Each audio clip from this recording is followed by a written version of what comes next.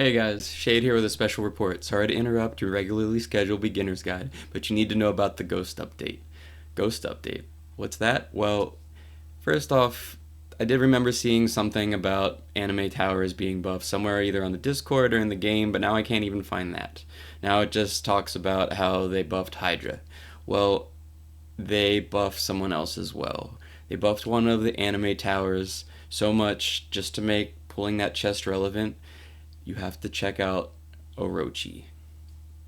Before we get in here, please leave a thumbs up and subscribe if you haven't. This guy, I spent 18k gems trying to get him pre-buff and failed. You can probably get him in the marketplace for like 5 to 10k before this gets out, if it hasn't already.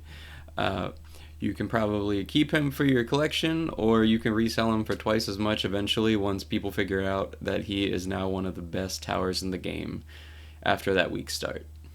Don't believe me? Let's look at his kit. First, let's look at his ascension to Meta Tower. This is the list of towers and world defenders and their total DPS. Tier 5 unbuffed DPS and the amount of stations. Originally, he was placed mid, but was rather expensive for what he was at 22.5k DPS. Then, to make pulling anime chest worth it, they nearly tripled his damage. This alone would make him worthy enough to stand among the greats such as Splatoon and the Kumas, but there's more. He obviously can hang endgame, but the best part is his utility. Orochi is an endgame tower that can moonlight as a mid-game tower. To really test this, we need to compare him to the OG Serpent, G-Drag. Is he better than G-Drag? Yes and no. But overall, I will say yes. G-Drag's strength lie in his Tier 1 and Tier 2 cost for DPS damage spike. There is nothing else like it in the game straight out of the box, and Orochi loses here spectacularly, at more than 2 to 1. But Orochi is priced just right, at a 10k cheaper price tag, and with longer range at his Tier 1 to mitigate the smaller DPS. If you survive the early game, he becomes quite the late game monster. By rank 4, you're paying 10k less overall for 1k more DPS.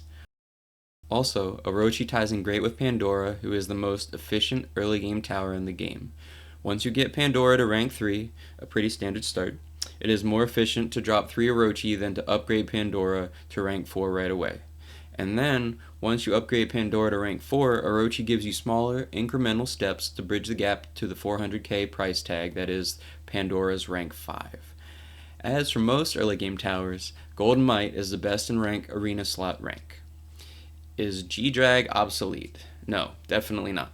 Some levels require that huge damage spike at 50k currency to survive the early game, especially if you fall short on ranks. But outside of that niche, it's pretty safe to say we have a new big serpent on campus.